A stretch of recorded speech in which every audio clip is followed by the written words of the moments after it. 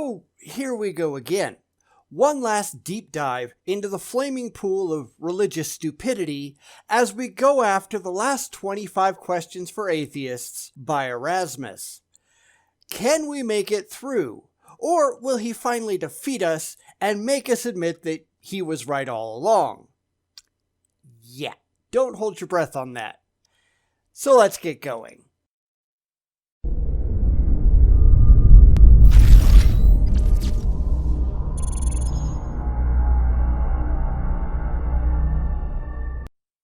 Just out of curiosity, I went looking through Erasmus's playlist, and as I kind of suspected a couple of videos ago, he is a flat earther.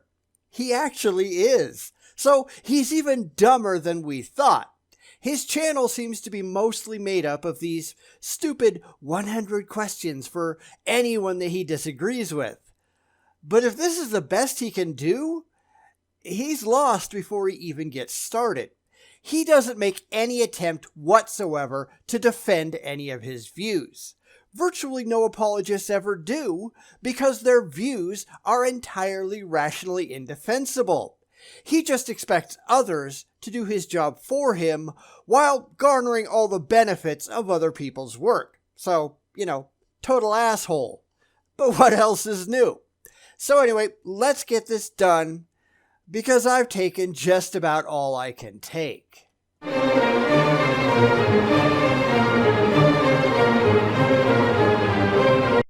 No, there's no evidence for them.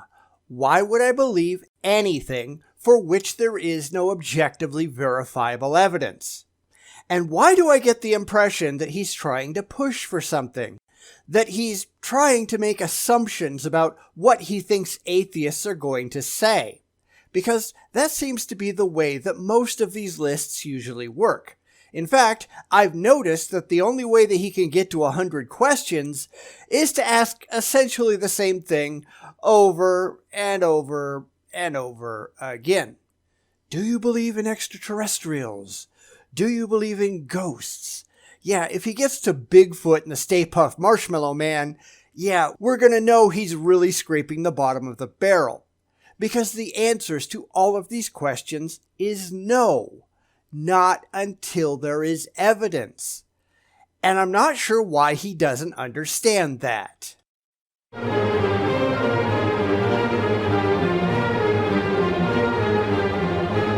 Well, it's not quite Bigfoot yet, but it's close.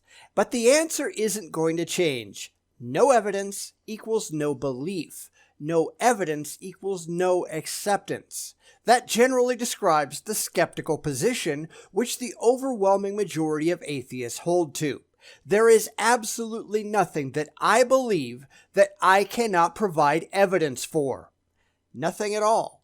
But the question is, why would he believe without evidence? I mean, if you remember in the last video, he asked if I could believe without evidence. And I can't. I won't. But why will he? Because clearly he does. It's funny how they don't answer that, isn't it?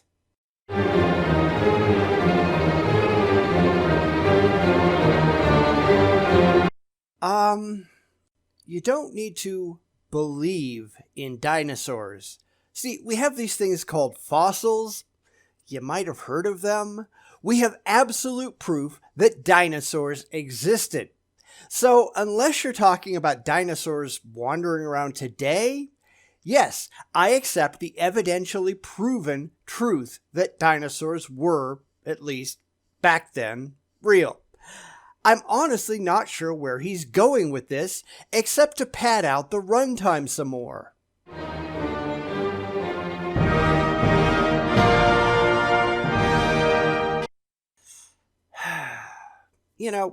I even suggested that something like this was coming way back in the first or second video, didn't I? I mean, seriously, you cannot possibly be so abjectly stupid as to think that this is a flat earth, can you? Granted, virtually all flat earthers are highly religious and believe it for religious reasons, so I'm guessing it certainly is possible that you're such a religious lunatic that you'd believe in things that are demonstrably not true. That really doesn't surprise me a bit.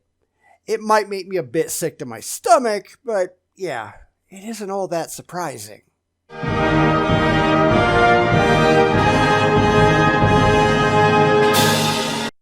First, define miracle. You've got to tell people what the hell you're talking about before you expect a decent answer. But as it is typically defined, no. According to the dictionary, a miracle is a surprising and welcome event that is not explicable by natural or scientific laws and is therefore considered to be the work of a divine agency. And therefore, as there is no evidence for any divine agency whatsoever, my answer is no. Why would I accept anything without evidence? Why would anyone in their right mind believe in a miracle? Yeah, maybe I ought to ask that question to someone in their right mind, right?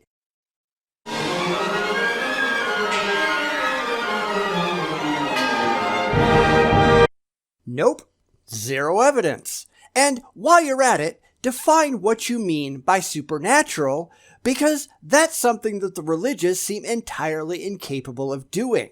They can explain what the supernatural is not, but they have no idea whatsoever what the supernatural actually is. What is it made of? What constitutes the supernatural? And how can you tell the difference between something that is supernatural and something that is natural? Because inquiring minds really want to know, and you've got no fucking clue.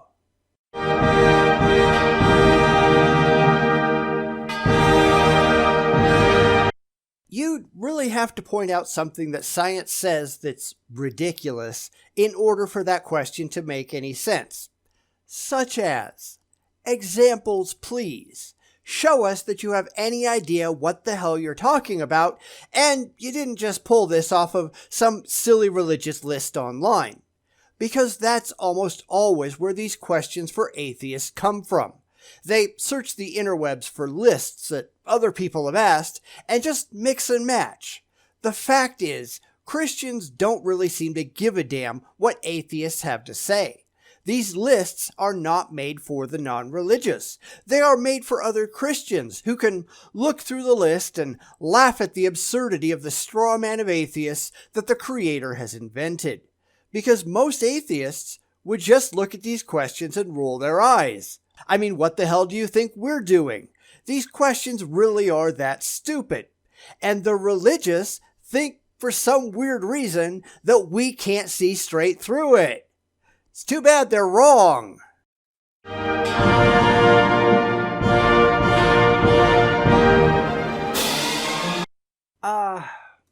Who the hell does that? Well, I can think of some groups, but they're not only not very bright, but they're a whole lot more like the religious than they'd often feel comfortable admitting. So while we're wandering past these really dumb questions, let me ask one of Erasmus. I don't think he's going to answer, but let's try. Why do you believe all of the idiotic crap that comes out of your church? Why do you read the Bible and say, well, that sounds kosher, let's believe that? Because that's just dumb. But then again, so are Christians, so that's hardly a surprise.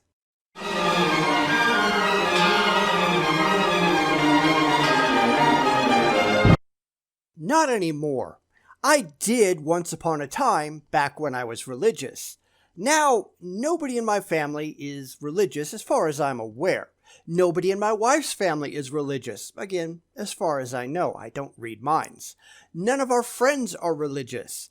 I think that once they saw us laughing at how absurd religion actually was, once they actually had some intelligent conversations with us, they took a look and came to the same conclusion. Now, does our theist have any friends that are atheists? Not imaginary friends like Andy Bannister and apologists like him pretend to have, but actual, real, living humans that they can prove that think that your beliefs are asinine. Do you have any of those? Because I can pretty much predict the answer is no.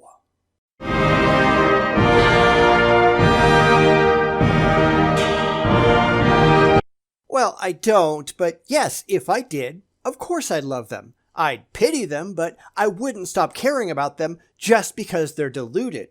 I wouldn't, as Christians tend to, disown anyone who doesn't kiss the right kind of theological ass or who doesn't do things that I happen to like. Because, I'm not an asshole. Just saying.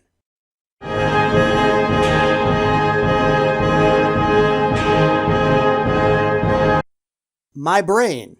The same place all emotions do. Don't tell me you think it comes out of your heart or some other vital organ. Because, alright, you are dumb, but you honestly can't be that dumb, can you?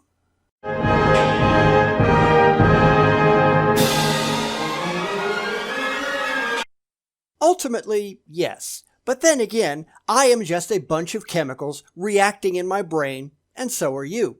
It doesn't matter how any of that makes you feel. It is the demonstrable truth. Your consciousness, everything that is demonstrably you, comes from your brain. It is an emergent property of the physical brain. Why is it that the religious has such a problem dealing with reality? Oh, right, because they're idiots. They are more concerned with their feelings than they are with the demonstrable facts. They don't care what's actually true. They care what makes them feel good. They are overly emotional children trapped in adult bodies. What the hell is wrong with these people?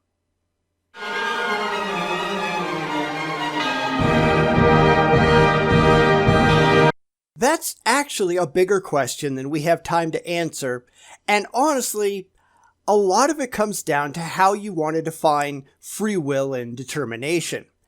Get back to us on that, we can do that separately. At least try to have some kind of understanding of the subject matter first. I won't be holding my breath.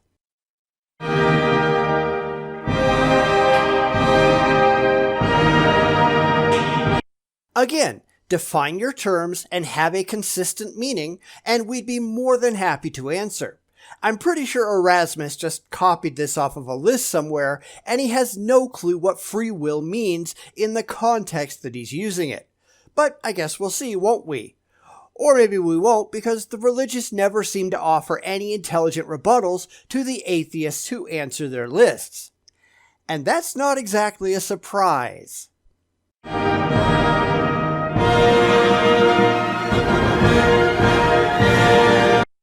They are biological entities, so yes, of course they do. What does that have to do with atheism? Why does that appear on a list of questions for atheists? In fact, that's a question you could ask for a lot of these questions.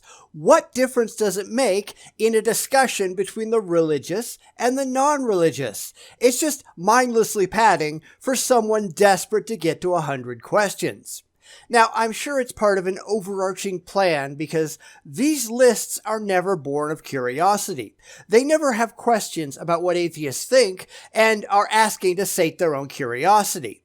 No, they're asking, hopefully to convert the non-religious into Christianity, but mostly just to make the religious feel better about stupid questions for atheists. This isn't about having an intelligent conversation. They are only following a very sectarian agenda, and it's inherently dishonest. It's why these questions for atheist videos never go anywhere good.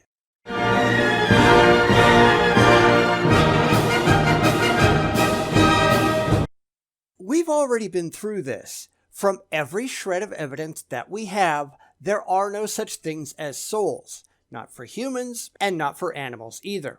Not even for Bigfoot if you think about it. It's like asking if animals become ghosts. No, because we have no reason to think that ghosts are real. Or asking if animals go to heaven. That's a popular one. But no, we've got no evidence that there is a heaven or a hell. So the answer, based on what we can demonstrate, is that there is no heaven and there is no hell for anyone or anything to go to. So these are really just dumb questions asked by the ignorant, hoping to get an emotionally comforting conclusion. It doesn't work that way, sorry.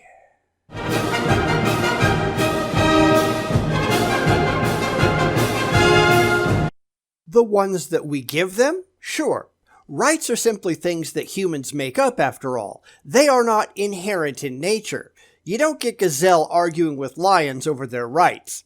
It just doesn't happen. Now, if you want to have a discussion over what rights animals should receive, or the nature of rights in the real world, then that's something else that we can discuss that has nothing at all to do with this list. I'd be more than happy to talk about that separately. In fact, I've made other videos about it. Go look them up.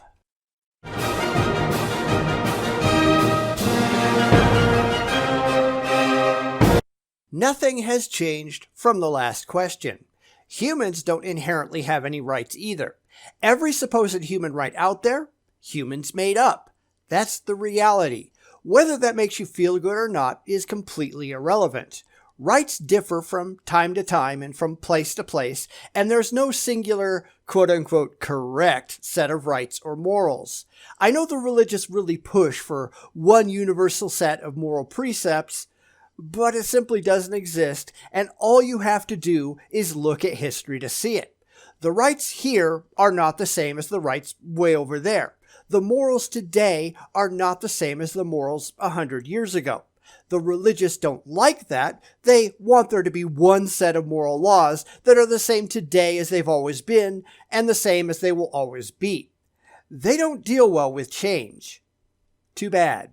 That's why they spend so much time making excuses for why what we see in their religious beliefs and what we actually see in the real world, they don't match up very well, do they?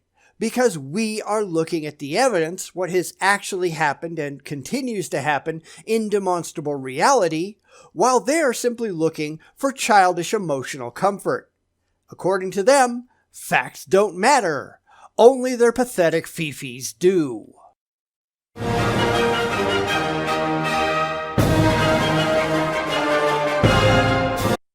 Yes, we are, or at least we're a form of animals. So what? And this is about the time that the religious start crying that humans are special. No, we're not. Not inherently, anyhow. We're just smart animals that have risen to the top of the food chain, and sometimes, especially in the case of religion, being smart isn't necessarily guaranteed. We can be pretty damn dumb when it comes right down to it. But that's why the religious really want to separate humans from the rest of the animal kingdom. It's why a lot of them oppose evolution. We know this asshole does. Because if we're just animals, as every shred of evidence conclusively proves us to be, then we can't be special. And that just makes them sad. Yeah. Fuck you.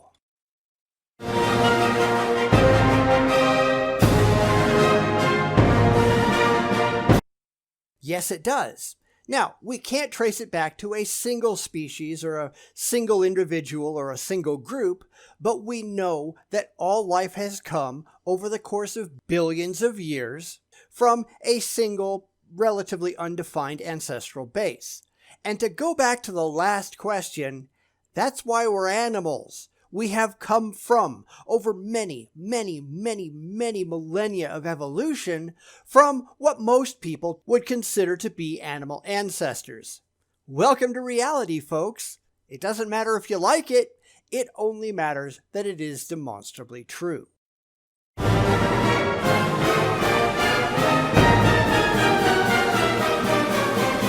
Well, I don't know. How about the thousands and thousands and thousands of books in libraries everywhere? How about you go read some of those? You won't make such a fool of yourself if you do.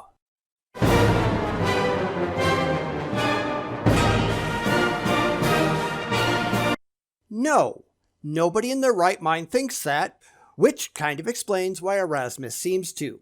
Humans and monkeys came from a common ancestor about 13 million years ago. We can tell this by studying the rate of single nucleotide polymorphism.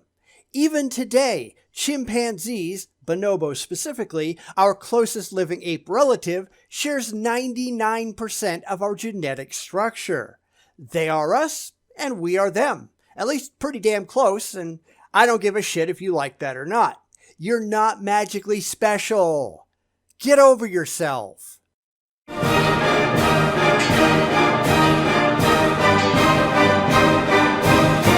Not directly, of course, but yes, all life can be traced back to aquatic creatures.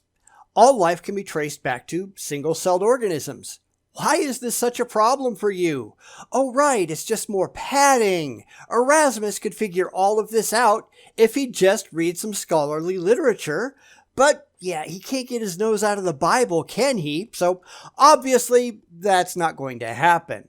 Anyway, we're almost at the end now. So let's see just how miserably he brings it all home.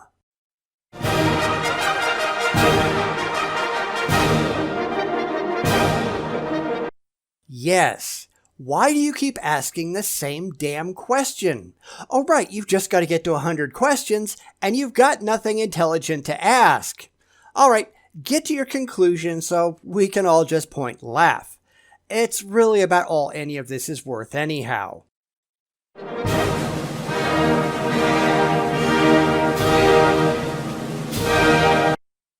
Well, that was kind of anticlimactic, don't you think? At least come up with a decent zinger for your finale. I expected a lot more than this, but, you know, this is Erasmus, so whatever.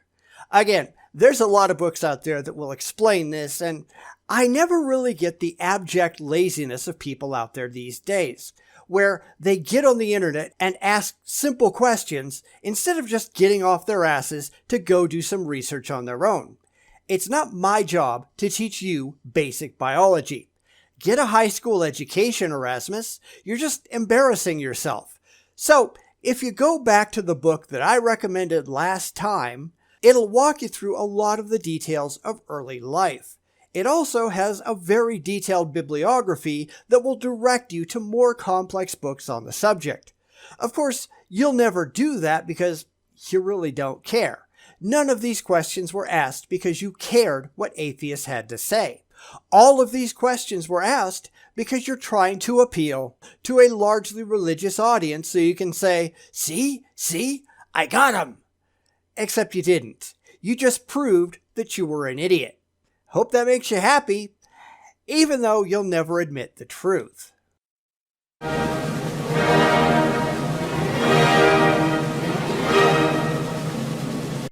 Well, I'm not leaving my answers below, although I will leave a link back to the videos. You'll probably just delete it, or you'll probably take down your video, but, you know, I don't think for 1 second that Erasmus or any other theist is going to show up in the comments here and make a decent showing of anything. Of course, I could be wrong, and if I am, I absolutely will admit it.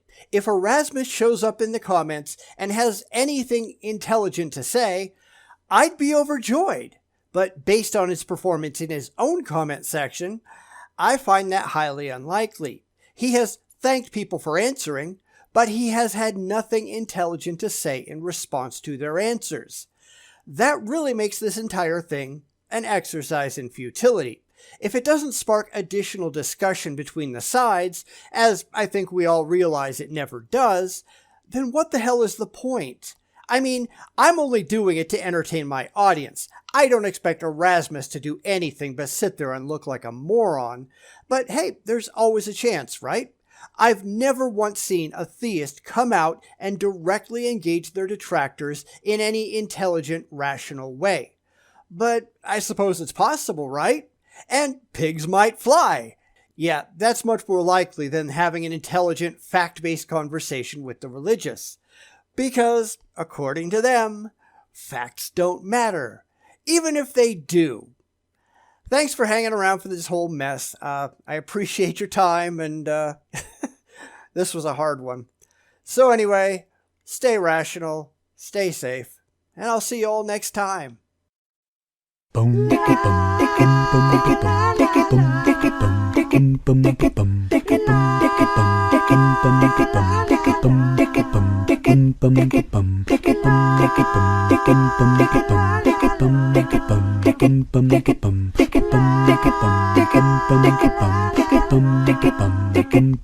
bum.